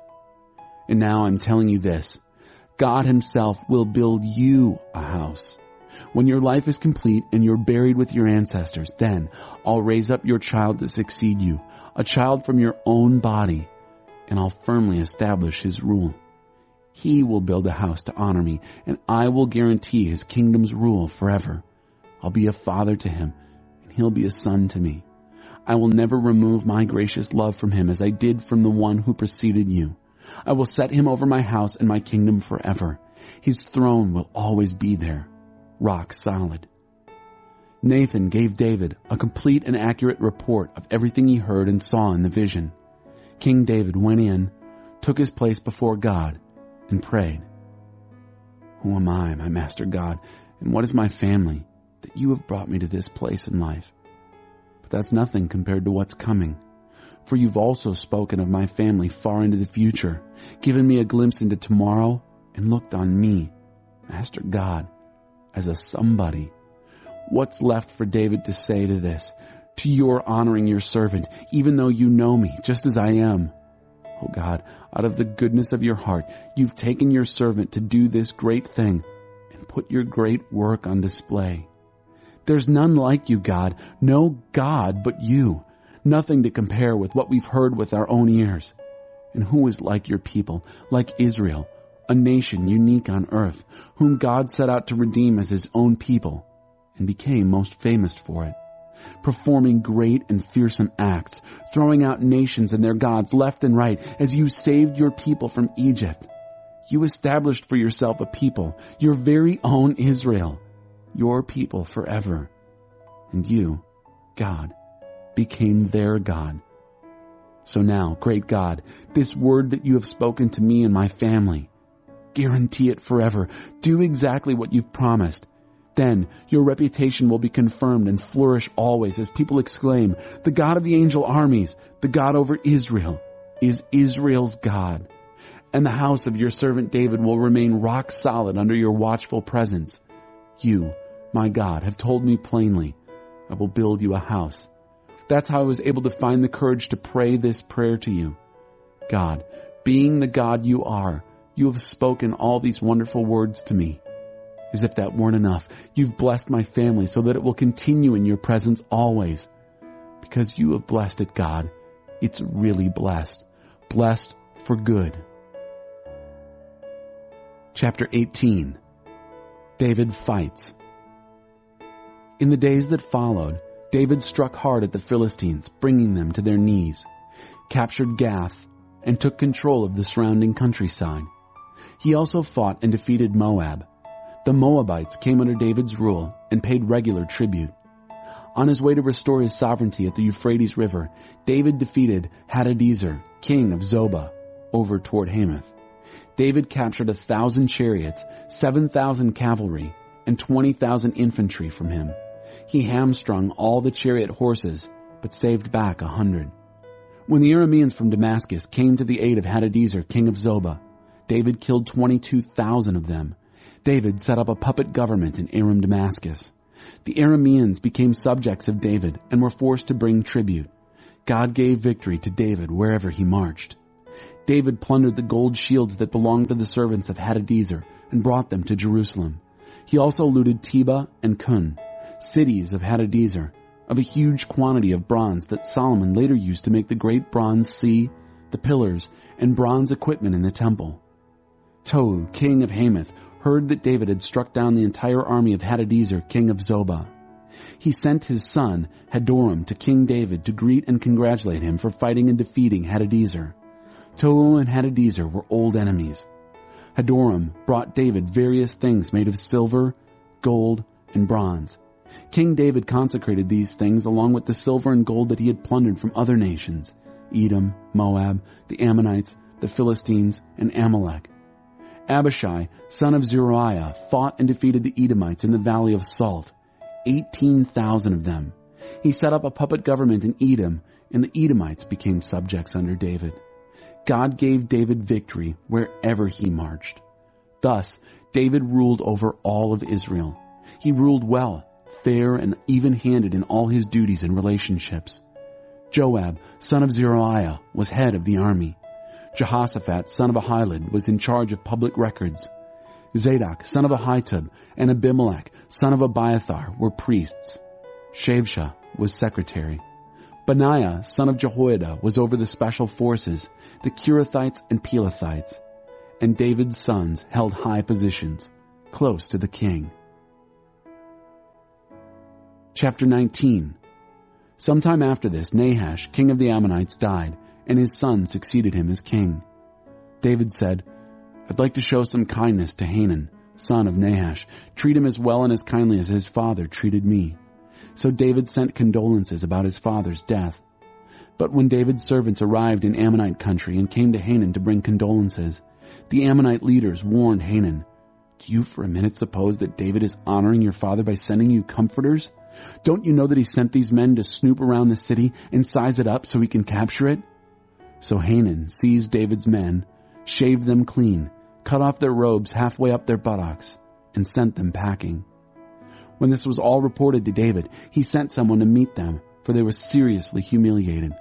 The king told them, "Stay in Jericho until your beards grow out. Only then come back." When it dawned on the Ammonites that as far as David was concerned, they stank to high heaven, they hired, at a cost of 1,000 talents of silver, 37.5 tons, chariots and horsemen from the Arameans of Naharaim, Maacah, and Zobah, 32,000 chariots and drivers, plus the king of Maacah with his troops who came and set up camp at Medeba. The Ammonites, too, were mobilized from their cities and got ready for battle. When David heard this, he dispatched Joab with his strongest fighters in full force. The Ammonites marched out and spread out in battle formation at the city gate. The kings who had come as allies took up a position in the open fields. When Joab saw that he had two fronts to fight, before and behind, he took his pick of the best of Israel and deployed them to confront the Arameans. The rest of the army he put under the command of Abishai, his brother, and deployed them to deal with the Ammonites. Then he said, "If the Arameans are too much for me, you help me, and if the Ammonites prove too much for you, I'll come and help you. Courage. We'll fight might and main for our people and for the cities of our God, and God will do whatever he sees needs doing." But when Joab and his soldiers moved in to fight the Arameans, they ran off in full retreat. Then the Ammonites, seeing the Arameans run for dear life, took to their heels and ran from Abishai into the city. So Joab withdrew from the Ammonites and returned to Jerusalem. When the Arameans saw how badly they'd been beaten by Israel, they picked up the pieces and regrouped. They sent for the Arameans who were across the river. Shophak, commander of Hadadezer's army, led them. When all this was reported to David, he mustered all Israel, crossed the Jordan, advanced, and prepared to fight. The Arameans went into battle formation, ready for David, and the fight was on. But the Arameans again scattered before Israel. David killed 7,000 chariot drivers and 40,000 infantry. He also killed Shophak, the army commander. When all the kings who were vassals of Hadadezer saw that they had been routed by Israel, they made peace with David and served him. The Arameans were afraid to help the Ammonites ever again. Chapter 20. That spring, the time when kings usually go off to war, Joab led the army out and ravaged the Ammonites. He then set siege to Rabbah. David, meanwhile, was back in Jerusalem. Joab hit Rabbah hard and left it in ruins. David took the crown off the head of their king. Its weight was found to be a talent of gold and set with a precious stone. It was placed on David's head. He hauled great quantities of loot from the city and put the people to hard labor with saws and picks and axes. This is what he did to all the Ammonites. Then David and his army returned to Jerusalem.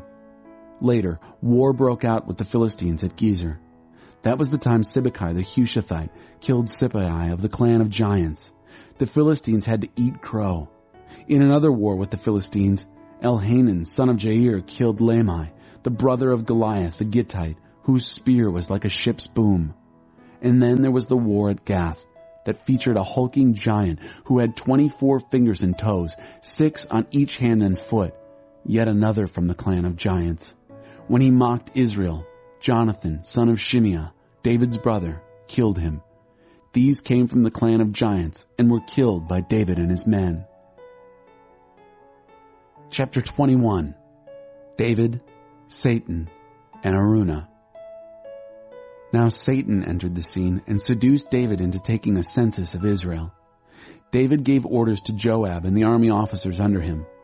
Canvass all the tribes of Israel, from Dan to Beersheba, and get a count of the population. I want to know the number. Joab resisted. May God multiply his people by hundreds. Don't they all belong to my master the king? But why on earth would you do a thing like this? Why risk getting Israel into trouble with God? But David wouldn't take no for an answer. So Joab went off and did it, canvassed the country, and then came back to Jerusalem and reported the results of the census. There were 1,100,000 fighting men. Of that total, Judah accounted for 470,000. Joab, disgusted by the command, it in fact turned his stomach, protested by leaving Levi and Benjamin out of the census taking. And God, offended by the whole thing, punished Israel. Then David prayed, I have sinned badly in what I have just done, substituting statistics for trust. Forgive my sin. I've been really stupid. God answered by speaking to Gad, David's pastor. Go and give David this message. God's word, you have your choice of 3 punishments. Choose one, and I'll do the rest. Gad delivered the message to David. Do you want 3 years of famine, 3 months of running from your enemies while they chase you down, or 3 days of the sword of God, an epidemic unleashed on the country by an angel of God? Think it over and make up your mind. What shall I tell the one who sent me? David told Gad, they're all terrible, but I'd rather be punished by God, whose mercy is great, than fall into human hands. So God unleashed an epidemic in Israel. 70,000 Israelites died. God then sent the angel to Jerusalem, but when he saw the destruction about to begin, he compassionately changed his mind and ordered the death angel, enough's enough, pull back. The angel of God had just reached the threshing floor of Araunah the Jebusite. David looked up and saw the angel hovering between earth and sky, sword drawn and about to strike Jerusalem. David and the elders bowed in prayer and covered themselves with rough burlap. David prayed, please, I'm the one who sinned. I'm the one at fault. But these sheep, what did they do wrong? Punish me, not them, me and my family. Don't take it out on them. The angel of God ordered Gad to tell David to go and build an altar to God on the threshing floor of Araunah the Jebusite. David did what Gad told him in obedience to God's command. Meanwhile, Araunah had quit threshing the wheat and was watching the angel. His 4 sons took cover and hid. David came up to Araunah. When Araunah saw David, he left the threshing floor and bowed deeply before David, honoring the king. David said to Araunah, give me the site of the threshing floor so I can build an altar to God. Charge me the market price. We're going to put an end to this disaster. Oh, master, my king, said Araunah, just take it. Do whatever you want with it. Look, here's an ox for the burnt offering and threshing paddles for the fuel and wheat for the meal offering. It's all yours. David replied to Araunah, no, I'm buying it from you, and at the full market price. I'm not going to offer God sacrifices that are no sacrifice. So David bought the place from Araunah for 600 shekels of gold. He built an altar to God there and sacrificed whole burnt offerings and peace offerings. He called out to God, and God answered by striking the altar of whole burnt offering with lightning. Then God told the angel to put his sword back into its scabbard. And that's the story of what happened when David saw that God answered him on the threshing floor of Araunah, the Jebusite, at the time he offered the sacrifice. At this time, the tabernacle that Moses had constructed in the desert, and with it the altar of burnt offering, were set up at the worship center at Gibeon. But David, terrified by the angel's sword, wouldn't go there to pray to God anymore. So David declared, "From now on, this is the site for the worship of God. This is the place for Israel's altar of burnt offering." Chapter 22. David charges Solomon to build the temple. David ordered all the resident aliens in the land to come together. He sent them to the stone quarries to cut dressed stone to build the temple of God. He also stockpiled a huge quantity of iron for nails and bracings for the doors of the gates, more bronze than could be weighed, and cedar logs past counting. The Sidonians and Tyrians shipped in huge loads of cedar logs for David. David was thinking, "My son Solomon is too young to plan ahead for this. But the sanctuary that is to be built for God has to be the greatest, the talk of all the nations. So I'll get the construction materials together." That's why David prepared this huge stockpile of building materials before he died. Then he called in Solomon his son and commanded him to build a sanctuary for the God of Israel. David said to Solomon, "I wanted in the worst way to build a sanctuary to honor my God. But God prevented me, saying, 'You've killed too many people, fought too many wars. You are not the one to honor me by building a sanctuary. You've been responsible for too much killing, too much bloodshed. But you are going to have a son, and he will be a quiet and peaceful man, and I will calm his enemies down on all sides. His very name will speak peace, that is, Solomon, which means peace. And I'll give peace and rest under his rule. He will be the one to build a sanctuary in my honor.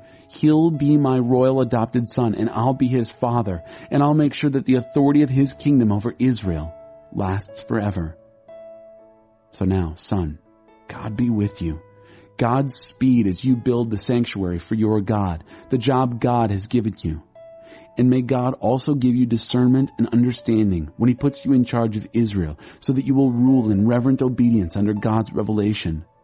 That's what will make you successful, following the directions and doing the things that God commanded Moses for Israel. Courage. Take charge. Don't be timid. Don't hold back. Look at this.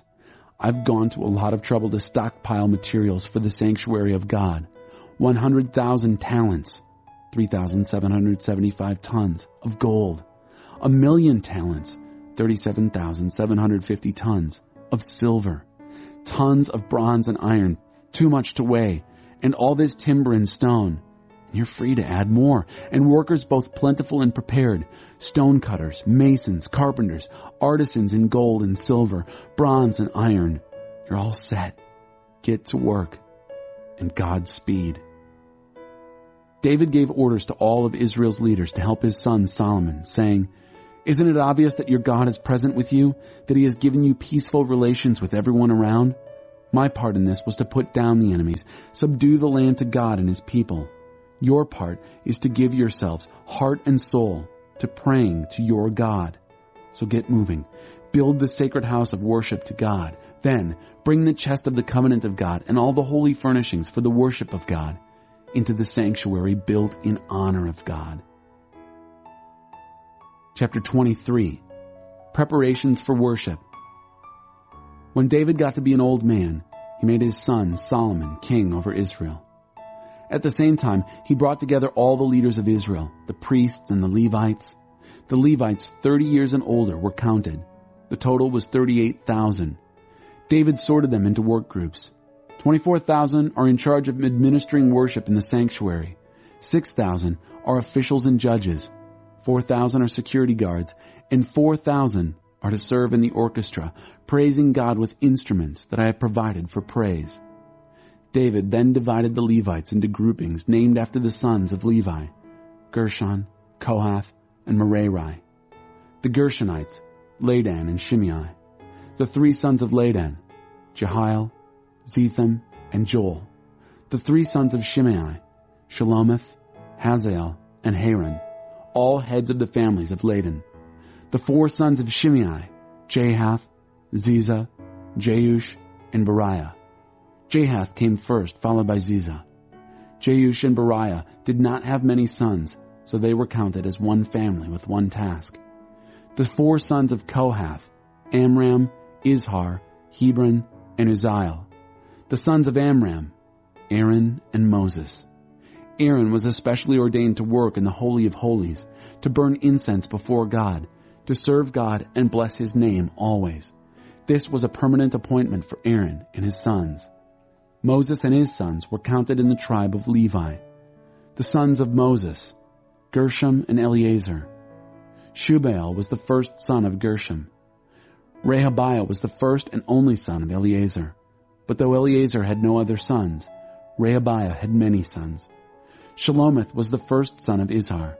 Hebron had 4 sons, Jeriah, Amariah, Jehaziel, and Jekameam. Uzziel had 2 sons, Micah and Ishiah. The sons of Merari, Malai and Mushai. The sons of Malai, Eleazar and Kish. Eleazar died without any sons, only daughters. Their cousins, the sons of Kish, married the daughters. Mushai had 3 sons, Malai, Eder, and Jeremoth. These are the sons of Levi, 20 years and older, divided up according to families and heads of families, and listed in the work groups that took care of the worship in the sanctuary of God. David said, "Now that the God of Israel has given rest to his people and made Jerusalem his permanent home, the Levites no longer have to carry the tabernacle and all the furniture required for the work of worship." These last words of David referred only to Levites 20 years old and above. From now on, the assigned work of the Levites was to assist Aaron's sons in the work of worship in God's house, maintain courtyards and closets, keep the furniture and utensils of worship clean, take care of any extra work needed in the work of worship, and provide bread for the table and flour for the meal offerings and the unraised wafers, all baking and mixing, all measuring and weighing. Also, they were to be present for morning prayers, thanking and praising God, for evening prayers, and at the service of whole burnt offerings to God on Sabbath, at new moons, and at all festivals. They were on regular duty to serve God according to their assignment and the required number. In short, the Levites, with the sons of Aaron as their companions in the ministry of holy worship, were responsible for everything that had to do with worship, the place and times and ordering of worship.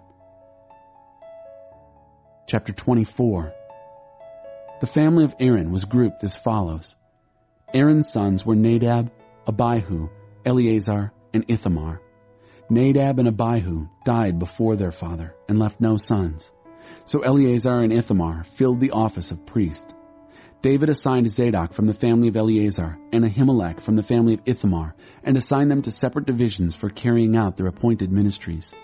It turned out that there were more leaders in Eleazar's family than in Ithamar's, and so they divided them proportionately. 16 clan leaders from Eleazar's family and 8 clan leaders from Ithamar's family. They assigned the leaders by lot, treating both families alike. For there were officials of the sanctuary and officials of God among both the Eleazar and Ithamar families. The secretary Shemaiah, son of Nethanel, a Levite, wrote down their names in the presence of the king, the officials, Zadok the priest, Ahimelech, son of Abiathar, and the leaders of the priestly and Levitical families. They took turns. One family was selected from Eleazar, and then one from Ithamar. The first lot fell to Jehoiarib, the second to Jediah, the third to Haram, the fourth to Seoram, the fifth to Malchijah, the sixth to Mijamin, the seventh to Hakaz, the eighth to Abijah, the ninth to Jeshua, the 10th to Shechaniah, the 11th to Eliashib, the 12th to Jachim, the 13th to Huppah, the 14th to Jeshabeab, the 15th to Bilgah, the 16th to Immer, the 17th to Hezer, the 18th to Haphazaz, the 19th to Pethahiah, the 20th to Jehezkel, the 21st to Jachin, the 22nd to Gamuel, the 23rd to Deliah, and the 24th to Maaziah. They served in this appointed order when they entered the temple of God, following the procedures laid down by their ancestor Aaron as God, the God of Israel, had commanded him. The rest of the Levites are as follows. From the sons of Amram, Shubael. From the sons of Shubael, Jedaiah. Concerning Rehabiah, from his sons, Ishiah was the first. From the Israelites, Shelomith. From the sons of Shelomith, Jahath. From the sons of Hebron, Jeriah the first, Amariah the second, Jehaziel the third, and Jekameam the fourth. The son of Uzziel, Micah, and from the sons of Micah, Shemer. The brother of Micah was Ishiah, and from the sons of Ishiah, Zechariah. The sons of Merari, Malai and Mushi. The son of Jaaziah, Beno. The sons of Merari from Jaaziah, Beno, Shoham, Zachar, and Ibri. From Malai, Eleazar, who had no sons. From Kish, Jeremiel, the son of Kish. And from the sons of Mushi, Malai, Eder, and Jeremoth. These were the Levites by their families. They also cast lots, the same as their kindred, the sons of Aaron, had done, in the presence of David the king, Zadok, Ahimelech, and the leaders of the priestly and Levitical families. The families of the oldest and youngest brothers were treated the same. Chapter 25. The musicians for worship. Next, David and the worship leaders selected some from the family of Asaph, Heman, and Jeduthun for special service in preaching and music. Here is the roster of names and assignments. From the family of Asaph, Zachar, Joseph, Nethaniah, and Asarellah. They were supervised by Asaph, who spoke for God, backed up by the king's authority.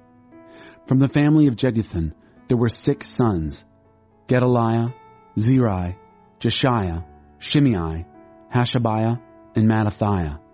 They were supervised by their father, Jeduthun, who preached and accompanied himself with the zither. He was responsible for leading the thanks and praise to God. From the family of Heman, Bechiah, Mattaniah, Uzziel, Shubael, Jeremoth, Hananiah, Hanani, Eliathath, Gedaltai, Ramamti-Ezer, Joshbekashah, Melathi, Hother, and Mahaziath. These were the sons of Heman the king's seer. They supported and assisted him in his divinely appointed work. God gave Heman 14 sons and 3 daughters. Under their father's supervision, they were in charge of leading the singing and providing musical accompaniment in the work of worship in the sanctuary of God. Asaph, Jeduthun, and Heman took their orders directly from the king. They were well trained in the sacred music, all of them masters. There were 288 of them. They drew names at random to see who would do what. Nobody, whether young or old, teacher or student, was given preference or advantage over another. The first name from Asaph's family was Joseph and his 12 sons and brothers. Second, Gedaliah and his 12 sons and brothers. Third, Zachar and his 12 sons and brothers. Fourth, Ezra and his 12 sons and brothers. Fifth, Nethaniah and his 12 sons and brothers. Sixth, Bechiah and his 12 sons and brothers. Seventh, Jazariah and his 12 sons and brothers. Eighth, Jeshiah and his 12 sons and brothers. Ninth, Mattaniah and his 12 sons and brothers. 10th, Shimei and his 12 sons and brothers. 11th, Azarel and his 12 sons and brothers. 12th, Hashabiah and his 12 sons and brothers. 13th, Shubael and his 12 sons and brothers. 14th, Mattathiah and his 12 sons and brothers. 15th, Jeremoth and his 12 sons and brothers. 16th, Hananiah and his 12 sons and brothers. 17th, Joshbekashah and his 12 sons and brothers. 18th, Hanani and his 12 sons and brothers. 19th, Malathi and his 12 sons and brothers. 20th, Eliathah and his 12 sons and brothers. 21st, Hother and his 12 sons and brothers. 22nd, Gedaltai and his 12 sons and brothers. 23rd, Mahazioth and his 12 sons and brothers. 24th, Ramamti-Ezer and his 12 sons and brothers. Chapter 26. The Security Guards. The teams of security guards were from the family of Korah. Meshelemiah, son of Korah, one of the sons of Asaph. Meshelemiah's sons were Zechariah the firstborn, followed by Jediael, Zebediah, Jathniel, Elam, Jehohanan, and Eliahoenai, 7 sons. Obed-Edom's sons were Shemaiah the firstborn, followed by Jehozabad, Joah, Sechar, Nethanel, Amiel, Issachar, and Peolathai. God blessed him with 8 sons. His son Shemaiah had sons who provided outstanding leadership in the family: Othni, Rephael, Obed, and Elzabad. His relatives Elihu and Semachiah were also exceptional. These all came from the line of Obed-Edom, all of them outstanding and strong. There were 62 of them. Meshelemiah had 18 sons and relatives who were outstanding. The sons of Hosa the Merarite were Shimri. He was not the firstborn, but his father made him first. Then Hilkiah, followed by Tabaliah and Zechariah. Hosa accounted for 13. These teams of security guards, supervised by their leaders, kept order in the temple of God, keeping up the traditions of their ancestors. They were all assigned to their posts by the same method regardless of the prominence of their families. Each picked his gate assignment from a hat. Shelemiah was assigned to the east gate. His son Zechariah, a shrewd counselor, got the north gate. Obed-Edom got the south gate, and his sons pulled duty at the storehouse. Shuppim and Hosa were posted to the west gate and the Shalaketh gate on the high road. The guards stood shoulder to shoulder, 6 Levites per day on the east, 4 per day on the north and on the south, and 2 at a time at the storehouse. At the open court to the west, 4 guards were posted on the road and 2 at the court. These are the teams of security guards from the sons of Korah and Merari. Financial affairs, accountants and bookkeepers. Other Levites were put in charge of the financial affairs of the temple of God. From the family of Ladan, all Gershonites, came Jehieli and the sons of Jehieli, Zetham and his brother Joel. They supervised the finances of the sanctuary of God.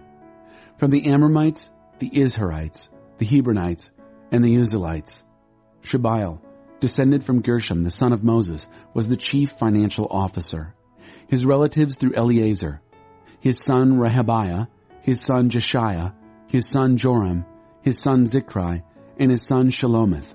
Shelomith and his relatives were in charge of valuables consecrated by David the king, family heads, and various generals and commanders from the army. They dedicated the plunder that they had gotten in war to the work of the worship of God. In addition, everything that had been dedicated by Samuel the seer, Saul son of Kish, Abner son of Ner, and Joab son of Zeruiah, anything that had been dedicated ever was the responsibility of Shelomith and his family. From the family of the Izharites, Kenaniah and sons were appointed as officials and judges responsible for affairs outside the work of worship and sanctuary. From the family of the Hebronites, Hashabiah and his relatives, 1,700 well-qualified men, were responsible for administration of matters related to the worship of God and the king's work in the territory west of the Jordan. According to the family tree of the Hebronites, Jeriah held pride of place. In the 40th year of David's reign, his last, the Hebron family tree was researched and outstanding men were found at Jazer in Gilead, namely Jeriah and 2,700 men of his extended family. David the king made them responsible for administration of matters related to the worship of God and the work of the king in the territory east of the Jordan, the Reubenites, the Gadites, and the half-tribe of Manasseh. Chapter 27. Military Organization. Here is the listing of the sons of Israel by family heads, commanders and captains, and other officers who served the king in everything military. Army divisions were on duty a month at a time for the 12 months of the year. Each division comprised 24,000 men. First division, first month. Jashobeam, son of Zabdiel, was in charge with 24,000 men. He came from the line of Perez. He was over all the army officers during the first month. The division for the second month, Dodai the Ahoite, who was in charge, 24,000 men. Mikloth was the leader of his division. Commander for the third month, Benaiah, son of Jehoiada the priest, with 24,000 men. This was the same Benaiah who was a mighty man among the 30 and their chief. His son, Amizabad, was in charge of the division. Fourth division for the fourth month, Asahel, brother of Joab, his son Zebediah succeeded him, 24,000 men. Fifth division, fifth month, Commander Shamhuth the Izrahite, 24,000 men. Sixth division, sixth month, Ira, son of Ikesh the Tekoite, 24,000 men.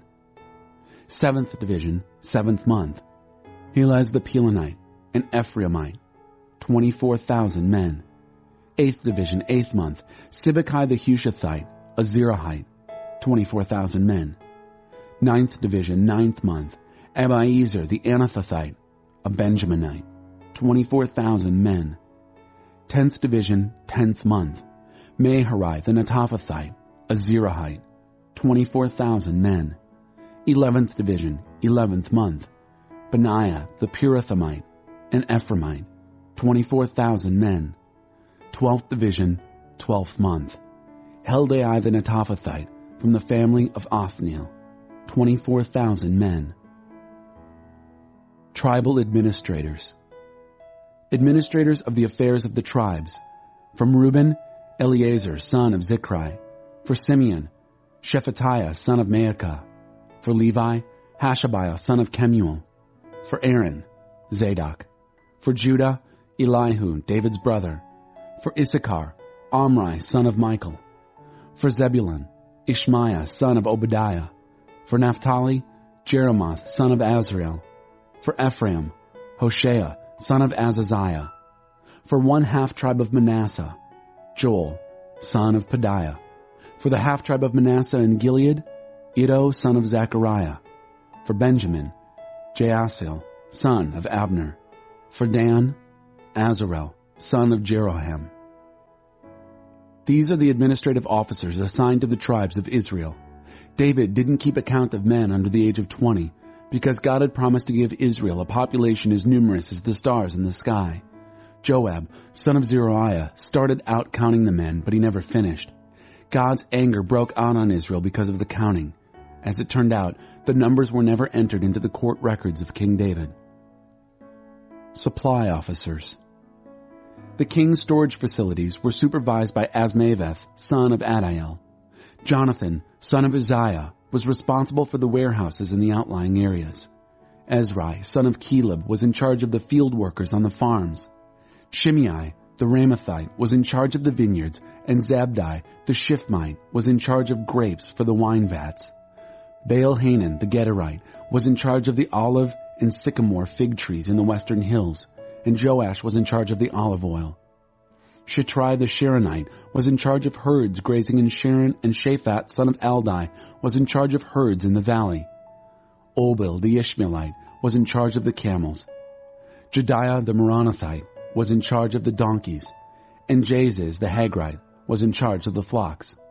These were the ones responsible for taking care of King David's property. David's counselors. Jonathan, David's uncle, a wise and literate counselor, and Jehiel, son of Hachmoni, were responsible for rearing the king's sons. Ahithophel was the king's counselor. Hushai the Archite was the king's friend. Ahithophel was later replaced by Jehoiada, son of Benaiah, and by Abiathar. Joab was commander of the king's army. Chapter 28.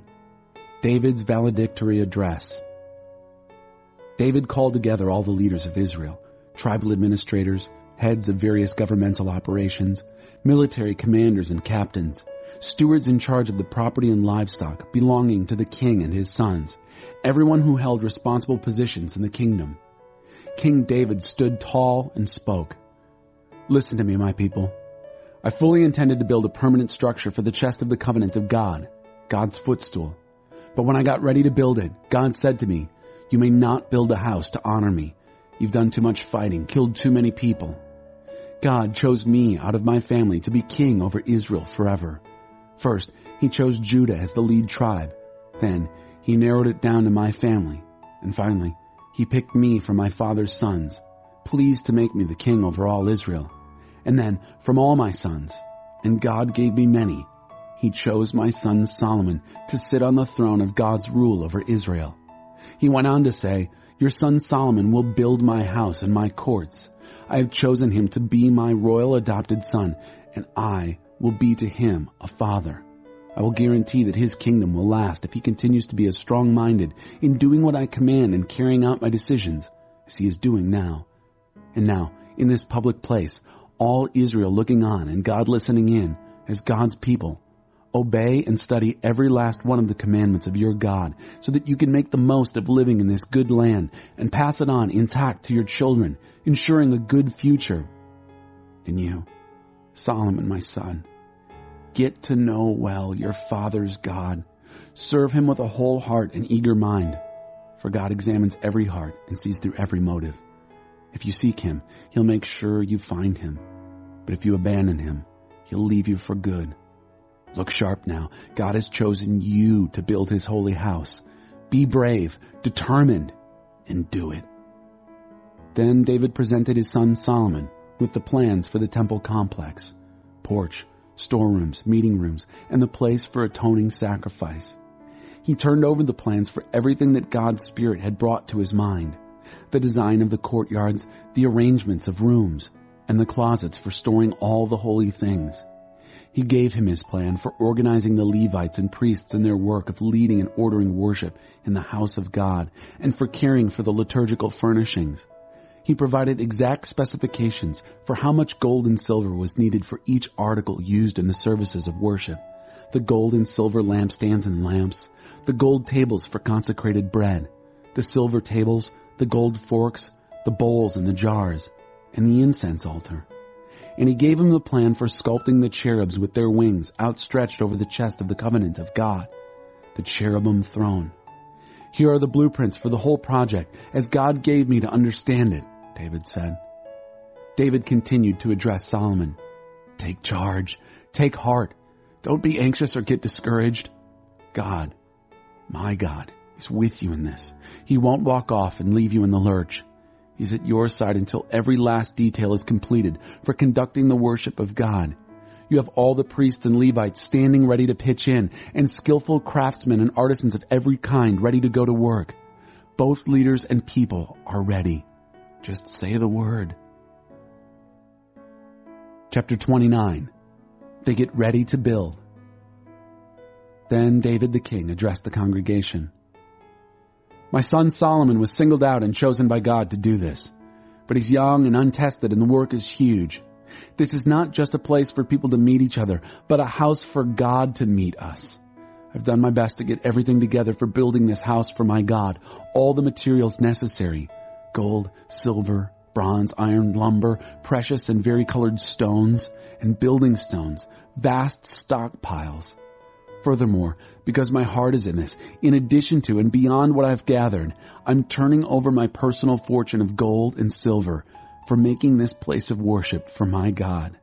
3,000 talents, about 113 tons of gold, all from Ophir, the best, and 7,000 talents, 214 tons of silver for covering the walls of the buildings and for the gold and silver work by craftsmen and artisans. And now, how about you? Who among you is ready and willing to join in the giving? Ready and willing, the heads of families, leaders of the tribes of Israel, commanders and captains in the army, stewards of the king's affairs, stepped forward and gave willingly.